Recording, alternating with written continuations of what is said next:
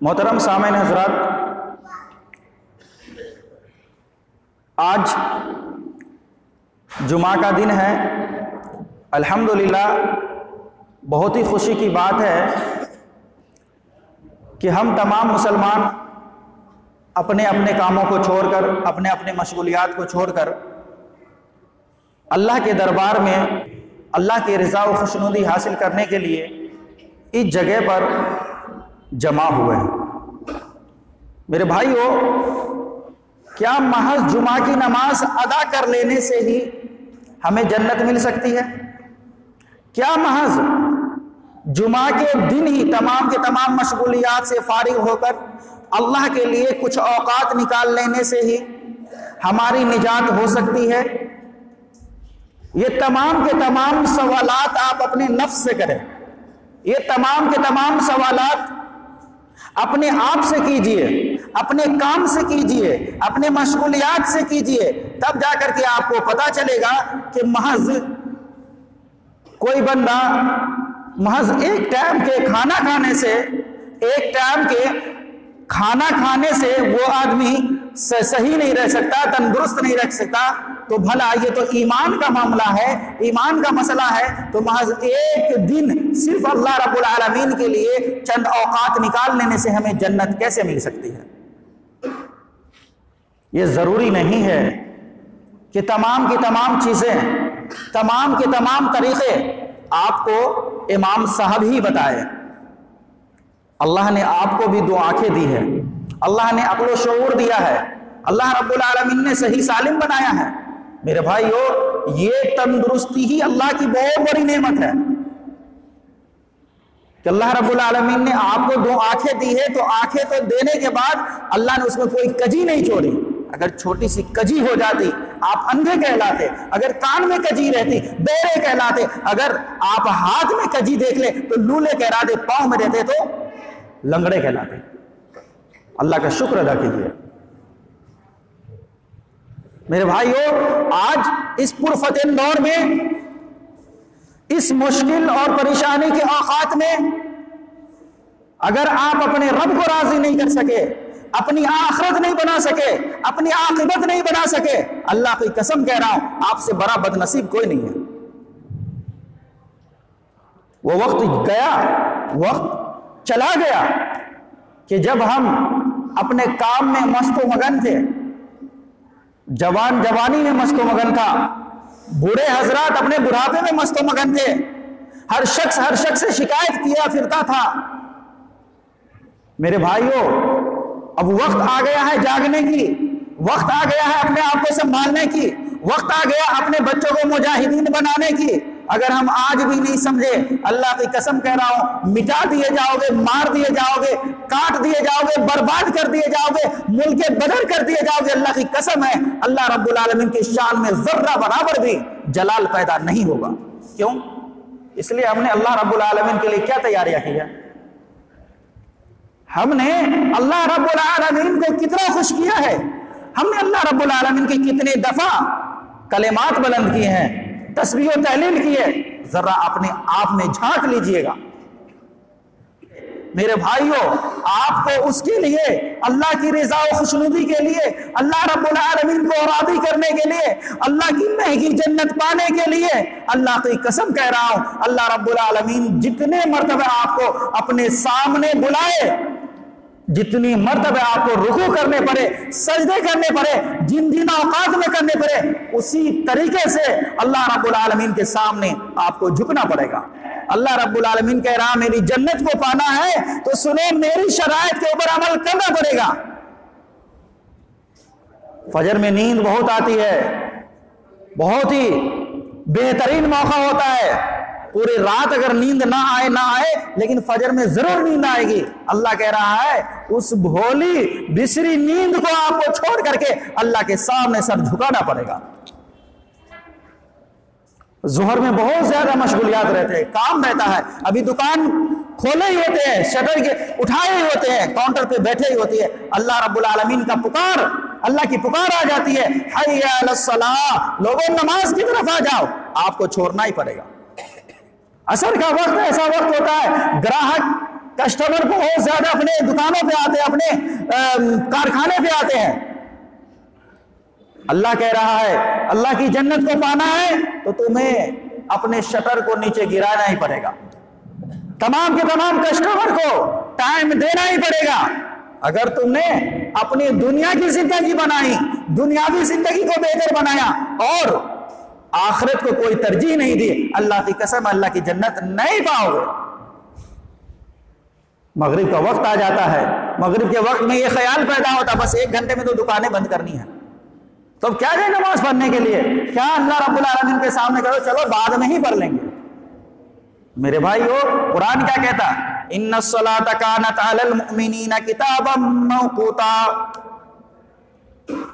नमाज की अहमियत देख लीजिए, नमाज की टाइमिंग देख लीजिए।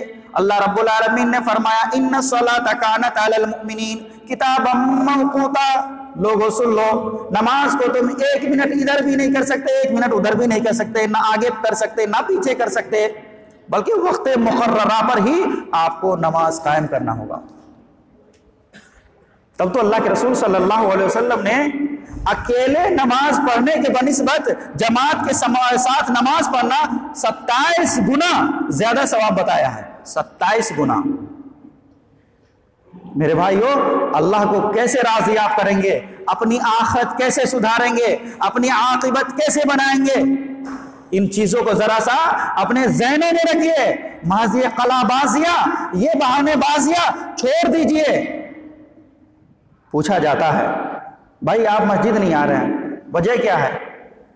फौरन कह देता है नहीं यार मस्जिद की कमेटी मेरे समझ में नहीं आती, कोई बात हमारी मानती नहीं है, क्या आ जाए मस्जिद में? नहीं आता हूं साहब, इसलिए नहीं आता, घर पे ही पढ़ लेता हूं। और एक स्टेप आगे बढ़ते, एक कदम आगे बढ़ते, दूसरे भाई मिले, जी जनाब नमाज नहीं पढ़ते हो? हाँ पढ़ते, क्या बात कर रहे हो? हाँ नमाज तो पढ़ते हैं, तो मस्जिद में तो कभी नहीं देखा। अरे क्या बताए जनाब, वो चंद एक मुसल्लियान हैं, उनसे अपनी जमती नहीं, इसलिए ऐसे लोगों का चेहरा देखना ही मुझे बुरा लगता है, नहीं आता। चंद एक और कदम आगे बढ़िए, एक और मुसल्ली मिले, पूछा हमने क्यों मस्जिद नहीं आ रहे? अरे वो इमाम साहब से जमती नहीं यार, कैसे इमाम साहब को उठा के ले आए, तो जमती नहीं। इन तमाम सवालों का जवाब मेरे भाइयों मैं कुरान और हदीस से दूंगा, लेकिन छोटी सी बात यह समझ लीजिए, छोटी सी बात यह समझ लीजिए कि आपका ईमान ये कैसा ईमान है कि महज चंद एक लोगों से आपकी ना इत्तेफाकी हो गई तो आपको मस्जिद छोड़ना पड़ा। ये आपका कैसा ईमान है? कितना घटिया ईमान है, कितने थर्ड कैटेगरी का ईमान है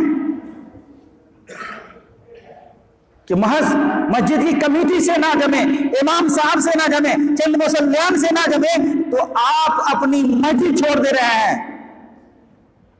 27 गुना ज्यादा सवाब छोड़ रहे हैं। ये कैसा ईमान है मेरे भाइयों? ये आपने अल्लाह पर ईमान लाया या उस बंदे पर ईमान लाया? आपका ईमान कैसा है? आपने कलमा ला इलाहा इल्लल्लाह पढ़ा, मुहम्मदुर रसूलुल्लाह पढ़ा, या कोई और कलमा पढ़ के मुसलमान हुए हो? जरा सा अपने ईमान में झांक लीजिए, अपने गिरेबान में झांक लीजिए।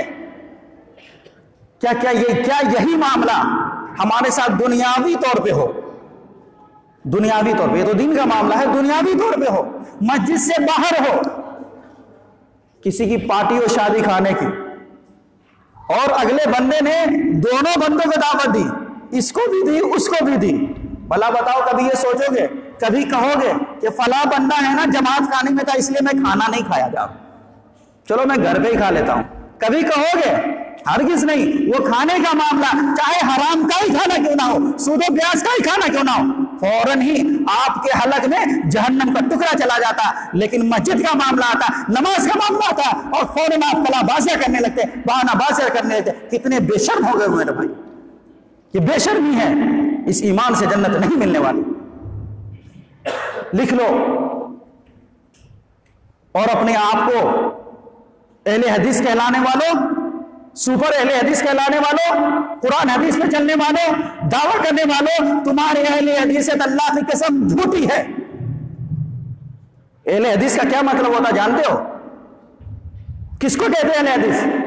पेशाब करके धोने की तमीज तुम्हें मालूम नहीं है, बीवी के पास सोने की तमीज मालूम नहीं है, बच्चों के साथ रहने की तमीज मालूम नहीं है, और तुमने अहले हदीसियत कबूल कर लिया।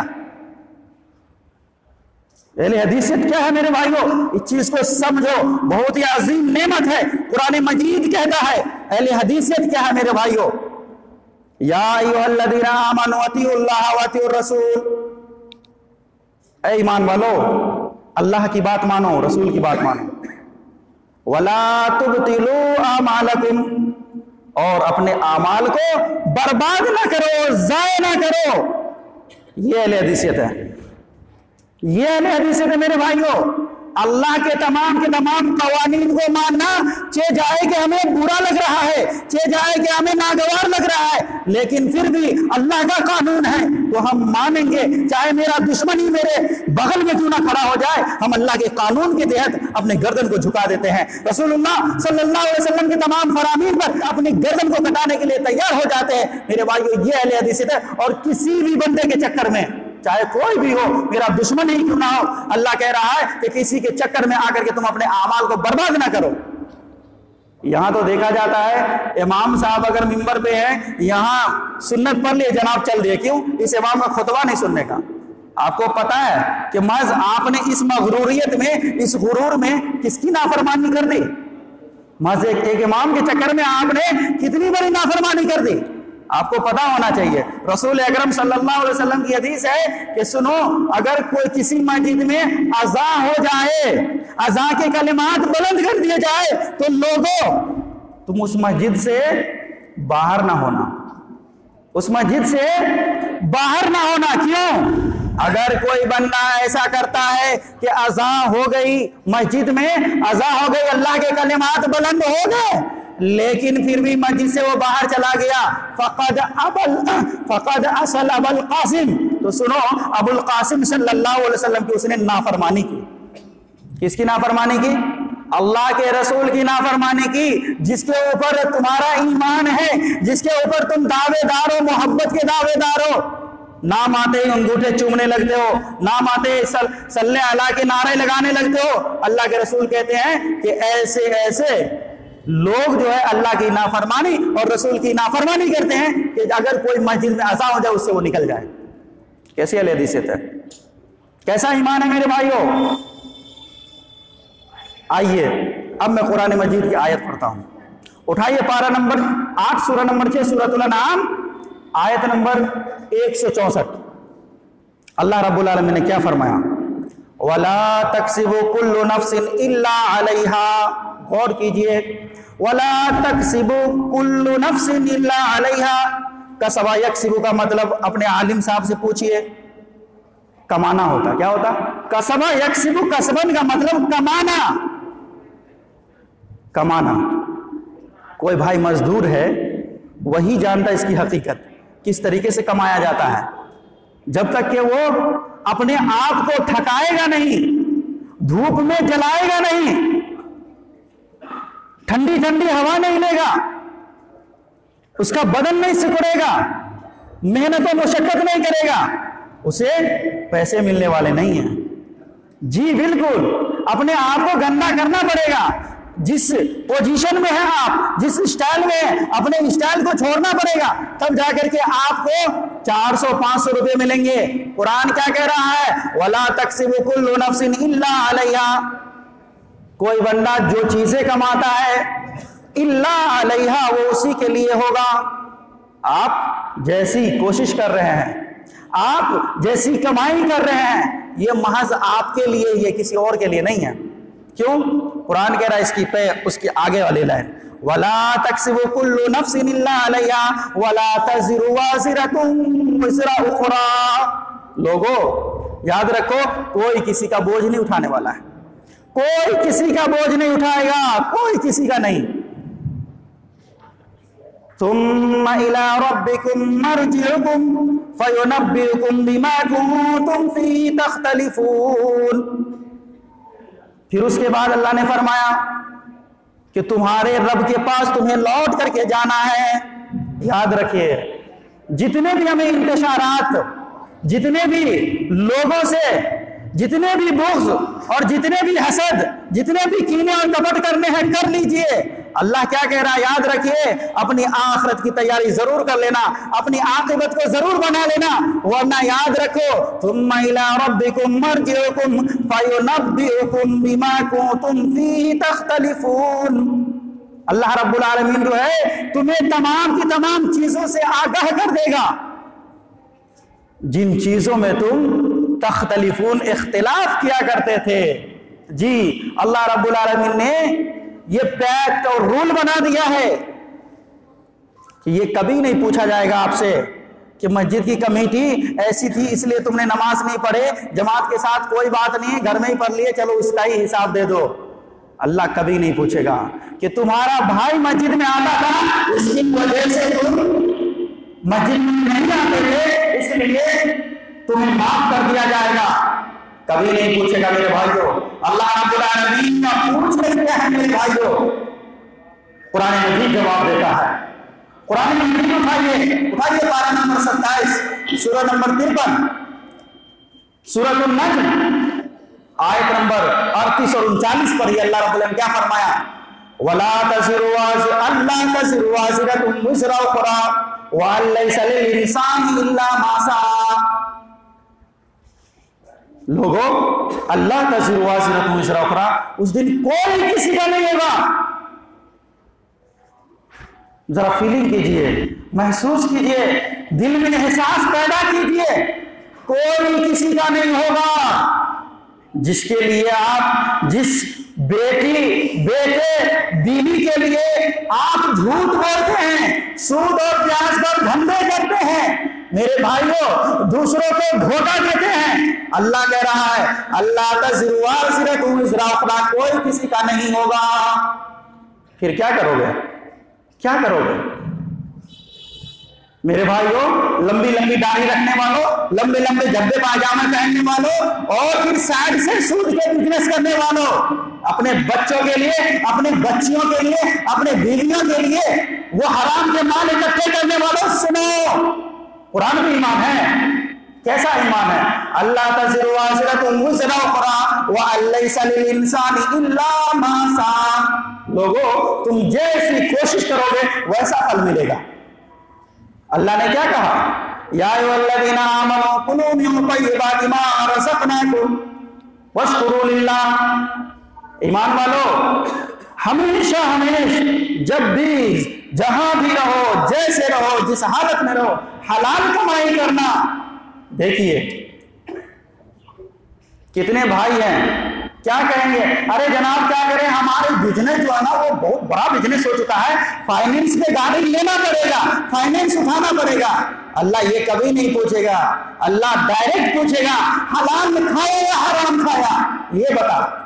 फाइनेंस में लिया या नहीं ये नहीं पूछेगा, बता हलाल खाया या नहीं खाया। याद रखिए, क्या जवाब देंगे हम लोग, क्या जवाब देंगे? और अल्लाह कहेगा किसके लिए किया? आप कहेंगे अपने चार बच्चे थे, 6 बच्चियां थी, क्या करें, करना पड़ता है। जैसे आज तो किसी को भी इसी तरीके से समझा दिया जाता है, अरे आलिम साहब मेरी बात सुनो, आलिम साहब आपकी बात सुने, आलिम साहब की बात आप ना सुने, मेरी बात सुनो, कैसे भी समझा देते हो। अल्लाह कह रहा है नहीं, नख्तिमु अला अफ़वाहिहिम, तुम्हारे मुंह पे लॉकअप लग जाएगा, ताला लग जाएगा, लॉक कर देगा अल्लाह रब्बुल आलमीन। कैसे?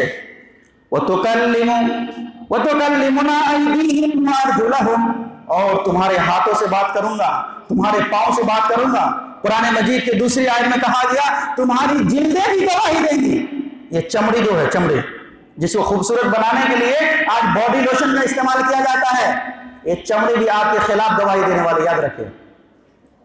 नहीं बेटे काम आ रहे हैं, ना बेटियां काम आ रही है, ना बीवियां काम आ रही है, ना माँ बाप, ना तुम्हारे करीबी के लोग, रिश्तेदार, दोस्त काम आ रहे। मेरे भाइयों काम क्या आएगा आपको, क्या आएगा काम? इन्नल्लज़ीना आमनू व अमिलुस्सालिहात व तवासौ बिल हक़्क़ि व तवासौ बिस्सब्र। काम आने वाली चीज ये है जो ईमान लाए और अमल साले किए, नेक अमाल किए, अच्छे अच्छे काम किए, वतवासौ बिल हक, और हक की तलकीन की। मेरे भाइयों, बहुत सारे ऐसे नमाजी हैं हमारे दरमियान जो नेक अमल तो करते हैं, अमले साले तो करते हैं, लेकिन हक बात नहीं बोलते। हक बात नहीं बोलते हैं तो अपने मतलब के हक को बोलते हैं, हक बात नहीं बोलते हैं। अगर अपने भाई के खिलाफ हक है, अपने घर वालों के खिलाफ हक है, अपने रिश्तेदारों के खिलाफ हक है, तो वहां न्यूट्रल हो जाते हैं। मेरे भाइयों, भला बताओ कैसा ईमान है तुम्हारा? इस ईमान से कैसे जन्नत पाओगे, अल्लाह की रिज़ा और खुशनुदी पाओगे? मेरे भाइयों, याद कीजिए, जरा सा फीलिंग कीजिए अपने अंदर कि हम ऐसे हक वाले हैं। भला अल्लाह रब्बुल आलमीन हमारे ऊपर अज़ाब नहीं नाज़िल फरमाएगा तो अल्लाह रब्बुल आलमीन हमारे लिए कालीन बिछाएगा, मन्ना और सलवा बाद में उतरेगा? कैसे उतरेगा? जिस दीन के लिए आपके नबी ने पत्थर खाए हो, जिस दीन के लिए सहाबा किराम ने अपने गर्दनें लुटाई हो, अपने मानो जर कुर्बान किए हो, उस दीन को मान आप छोटे से और छोटी सी दौलत और छोटे से इल्म के ऊपर आप तौल देते हो? कैसे हो सकता है मेरे भाइयों? जरा गौर कीजिए ना कि अल्लाह के रसूल ने इस दीन के लिए कितनी कुर्बानियां पेश की है। सहाबा किराम ने माल को माल नहीं समझा, अपने औलाद को औलाद नहीं समझा, अपने कुंबे के कबीले रिश्तेदारों के बातों और उनकी मोहब्बत को नहीं समझा, और मक्के में इतनी दौलत को छोड़ करके मदीने की तरफ हिजरत कर ली है। आज तो अगर इस तरीके की बात हमारे और आपके दरमियान आ जाए, दीन का मामला, अकायद का मामला, सुन्नत का मामला, तो हमें अपनी बिरादरी नजर आती है। आती है या नहीं आती है? अपनी बिरादरी नजर आती है, अपने कुंबे और कबीले के लोग नजर आते हैं, लेकिन रसूल की सुन्नत नजर नहीं आती। क्यों? जनाब, शादी है, बच्ची की शादी है, कैसे नहीं जात वालों की खाना करेंगे? आपके सामने जात वाले बहुत बड़े हो गए, रसूल की सुन्नत छोटी हो गई। अल्लाह कहेगा चलो मेरे रसूल की तुमने नाफरमानी की है, अल्लाह की कसम है तुम्हारी नमाज से बेकार, रोजे बेकार, नेक अमाल बर्बाद कर दिए। दूसरे के बाराती में जाने वालों, खाने वालों, पेट में जहन्नम की आग भरने वालों, सुन लो, महज नमाज पढ़ने ला और ला इलाहा इल्लल्लाह मोहम्मद रसूलुल्लाह का दावा कर लेना और स्टीकर अहले हदीस का लगा लेना, अल्लाह की कसम कह रहा हो, निजात के लिए काफी नहीं होगा। अगर निजात चाहते हो, अल्लाह की जन्नत को पाना चाहते हो, तो आपको नेक अमाल करने पड़ेंगे, और नेक अमाल के साथ वो तवासौ बिल हक, हक की तलकीन करना पड़ेगा, हक के ऊपर कायम होना पड़ेगा, हक की इशाअत करना होगा। वो तवासौ बिसब्र, और हक पहुंचाने में, हक के ऊपर कायम होने में, हक के ऊपर चलने में जो मुसीबत आएंगी, जो परेशानी आएंगी, उसके ऊपर सब्र करना होगा। तब जाकर के अल्लाह रब्बुल आलमीन क्या कहेगा? जन्नातुन तजरी मिन तहतिहा अल-अनहार, तुम्हारे लिए ऐसी जन्नत है, ऐसी जन्नत है जिसके नीचे से नहरें जारी हैं। यतूफु अलैहिम विल्दानुन मुखल्लदून इज़ा रअयतुम हसिबतहुम लुअलुअन मंसूरा, तुम्हारे इर्द गिर्द ऐसे ऐसे बच्चे घूमेंगे, ऐसे ऐसे नौकर और ऐसे ऐसे गुलाम घूमेंगे जो हमेशा अपने हाथ में जन्नत वाली शराब लेकर के आपको जी हुजूरी कर रहे होंगे। अल्लाह की जन्नत सस्ती नहीं है, याद रखिए, सस्ती नहीं है, बहुत महंगी है, बहुत महंगी है। यहां तक कि माल की कुर्बानी तो छोड़ो, औलाद की कुर्बानी तो छोड़ो, अपनी जान की भी कुर्बानी दे दोगे और उसमें इखलास नहीं होगा, अल्लाह की कसम है फिर भी जन्नत मिलने वाली नहीं है। बताइए जन्नत कितनी महंगी है। रसूल अकरम सल्लल्लाहु अलैहि वसल्लम ने फरमाया कि क़यामत का दिन होगा और जन्नत और जहन्नम का जब फैसला होगा उससे पहले कुछ लोगों को लाया जाएगा, कुछ लोगों को लाया जाएगा, उसमें शहीद भी होंगे, उसमें बड़े मालदार सखी है ना, ये सदका खैरात करने वाले, ज़कात अदा करने वाले, और बड़े इल्म के अलमबरदार हाफिज, मुफ्ती, कारी, आलिम सब होंगे। जहन्नम की शुरुआत अल्लाह रब्बुल आलमीन ऐसे बंदों से करेगा। कारी साहब को लाया जाएगा, हाफिज साहब को लाया जाएगा, मुफ्ती साहब को, आलिम साहब को लाया जाएगा और जहन्नम में झोंका जाएगा। लोग पूछेंगे भला ये कैसा फैसला है?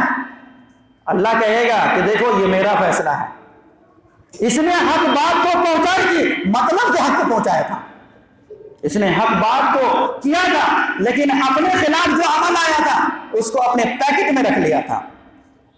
यह अमल तो किया था, दिखावा के लिए किया था, मेरे भाइयों, अल्लाह के रसूल ने क्या फरमाया? ऐसे ऐसे आलिम उलमाओं को, कारी साहब को, मुफ्तियाने किराम को, ऐसे लोगों को अल्लाह रब्बुल आलमीन जहन्नम नसीब कर देगा। जब आलिम साहब, आपके कारी साहब, मुफ्ती साहब, इमाम साहब जहन्नम में जा रहे हैं, आप तो आलिम भी नहीं है, आप तो कारी भी नहीं है, आप तो दीन के समझदार और दीनदार भी नहीं है, आपको अल्लाह कहां ले जाएगा? अपने अपने गिरेबान में झांकिए कि जिन वजह से हम आज सिर्फ बहानाबाजी करते हैं, वो वजह हमें काम आने वाली हरगिज नहीं है, हरगिज नहीं है। अल्लाह रब्बुल आलमीन ने खुद फरमा दिया, यौमा यफ़िरुल मर्उ मिन अख़ीहि व उम्मिही व अबीहि व साहिबतिही व बनीहि लिकुल्लि इम्रिइन मिनहुम यौमइज़िन शअनुन युग़नीह। देखो, भाई भाई से जुदा हो जाएगा, बाप बेटे से जुदा हो जाएंगे, माँ बेटी से जुदा हो जाएंगी, शौहर बीवी से और बीवी शौहर से जुदा हो जाएंगी, कोई किसी का नहीं होगा। लिकुल्लि इम्रिइन मिनहुम यौमइज़िन शअनुन युग़नीह।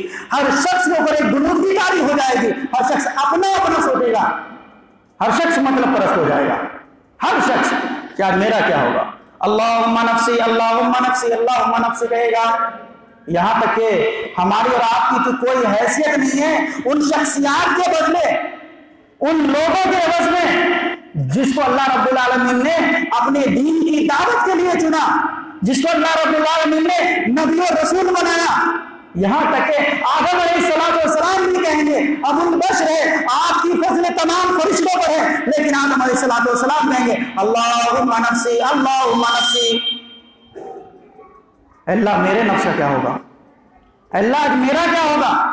नूह अलैहिस्सलाम पहले नबी के तौर पे माने जाते हैं, आदम सानी कहा जाता है, वो कहेंगे अल्लाहुम्मा नफ्सी अल्लाहुम्मा नफ्सी, मेरा क्या होगा। इब्राहिम अलैहिस्सलाम इतने बड़े जलीलुल कद्र पैगंबर है, अल्लाह ने खलीलुल्लाह के लक़ब से मुनक़्क़ब किया, वो कहेंगे अल्लाहुम्मा नफ्सी अल्लाहुम्मा नफ्सी, आज मेरा क्या होगा। डायरेक्ट बात करने वाले, डायरेक्ट ऑनलाइन रहने वाले मूसा अलैहिस्सलाम, जिसको अल्लाह रब्बुल आलमीन ने कलीमुल्लाह के खिताब से मुलक़्क़ब किया, कलीमुल्लाह का खिताब दिया, अल्लाह रब्बुल आलमीन से बातचीत करने वाला अल्लाह रब्बुल आलमीन जो है, उसका भी उस वक्त नेटवर्क काट देगा।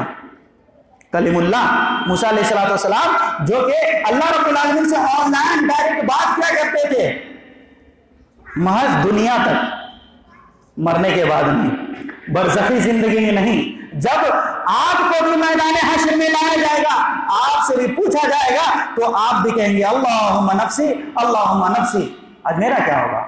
ईसा रूहुल्लाह के लक़ब से मुलक़्क़ब होने वाले वो भी कहेंगे अल्लाहुम्मा नफ्सी अल्लाहुम्मा नफ्सी। बल्कि सूरत निसा में यहां तक के आ गया है ईसा अलैहिस्सलाम के बारे में, तो ईसा अलैहिस्सलाम के आमाल को जब तौला जाएगा, ईसा अलैहिस्सलाम का जब हिसाब होगा, उसकी मां मरियम अलैहिस्सलाम भाग जाएंगे, ओझल हो जाएंगे। ईसा अलैहिस्सलाम की मां है, आपके बाप कोई नहीं है, मां के बतन से पैदा हुए। अल्लाह रब्बुल आलमीन ने आपके हक में आयात उतारे, पूरी दुनिया को बताया।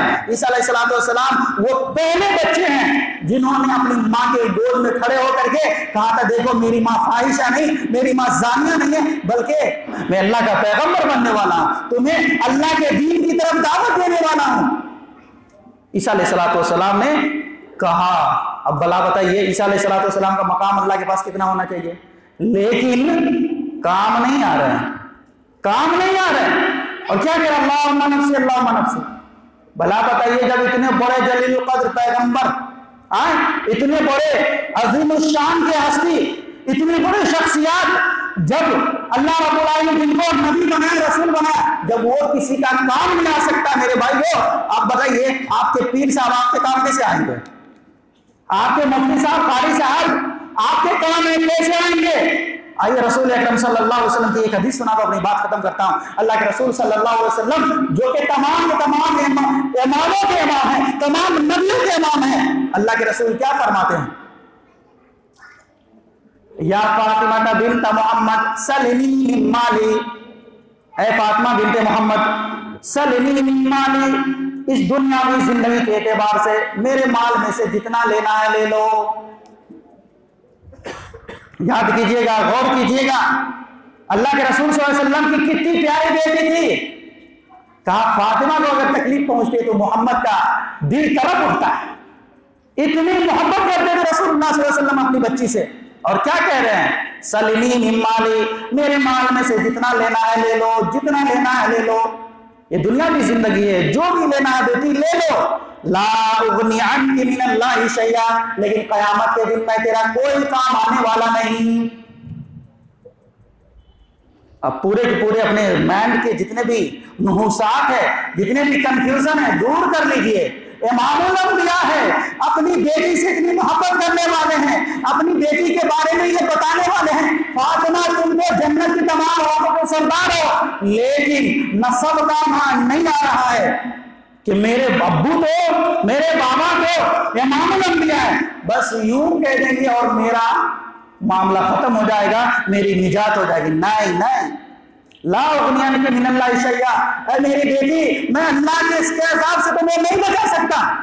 तुमने जो किया उसी के ऊपर तेरा फैसला होगा। और कुरान की आयत क्या कह रही है, वला तक्सिबु कुल्लु नफ्सिन इल्ला अलैहा, जो तुम कमाओगे वही तुम्हें मिलेगा, जज़ाअ विफाका, पूरा पूरा बदला मिलेगा। अगर तुमने सही नेकी की है तो नेकियों का भी पूरा बदला, और अगर बुराई की है तो बुराइयों का भी पूरा बदला मिलेगा। मेरे भाइयों, तो वक्त की नज़ाकत है, मैं यही कहना चाहता हूं, गुजारिश करना चाहता हूं, अपील करना चाहता हूं कि जो जिन वजह से भी मस्जिद से कट रहे हैं, अल्लाह के सामने झुकने से गुरेज कर रहे हैं, अपनी अपने तमाम के तमाम बहानों को आज ही जा करके, आज ही आप जो है उन तमाम बहानों से तौबा कर लीजिए, वरना अल्लाह रब्बुल आलमीन की पकड़ इतनी सख्त है। कुरान कह रहा है इन्ना बत्श रब्बिका लशदीद, तेरी रब की पकड़ बहुत ही सख्त है। और रसूलुल्लाह सल्लल्लाहु अलैहि वसल्लम ने फरमाया, अल्लाह जो गुनाहगारों को ढील देता, और जब पकड़ता है तो कभी नहीं छोड़ता। तो फिर अल्लाह के पकड़ में आ जाओगे, फिर तौबा करोगे, अल्लाह की कसम है फिर तौबा कबूल नहीं होगी। वही हाल होगा जो फिरौन का हाल होगा। अल्लाह रब्बुल आलमीन आब गर्क में क्या कर दिया, दरिया नील में गर्क कर दिया, उनकी तौबा कबूल हुई नहीं हुई। इसलिए वक्त आने से पहले तौबा कर लीजिए इंशाअल्लाह रब्बुल आलमीन। अल्लाह रब्बुल आलमीन से दुआ है, अल्लाह रब्बुल आलमीन हम तमाम लोगों तमाम तरह मुस्कुरा बातों को समझने की तौफीक अता फरमाए।